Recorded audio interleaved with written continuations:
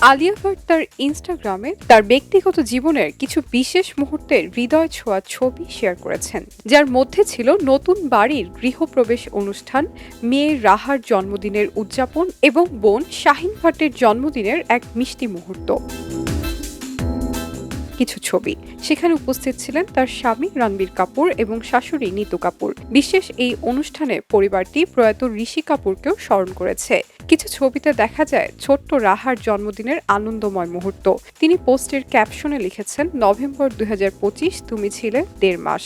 পোস্টে শেয়ার হতে সামাজিক যোগাযোগ মাধ্যমে ভাইরাল হয়ে যায়। আলিয়া ভাট এবং রণবীর কাপুর 2022 সালের এপ্রিল মাসে ব্যক্তিগতভাবে বিয়ে করেছেন। তাদের সম্পর্ক শুরু হয় ব্রহ্মস্ত্র ছবির শুটিং সেটে। 2022 সালের নভেম্বর মাসে তারা কন্যা সন্তান রাহাকে স্বাগত জানায়। 2022 সালের নভেম্বরে তারা কন্যা সন্তান রাহাকে স্বাগত জানায়।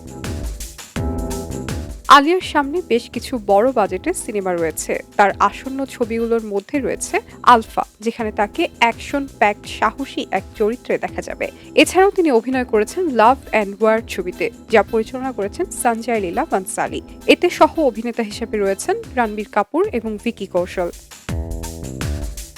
শাইনি আলম চৌধুরী, খবরের কাগজ। খবরের কাগজ, নিখাত, নির্ভীক, নিরপেক্ষ।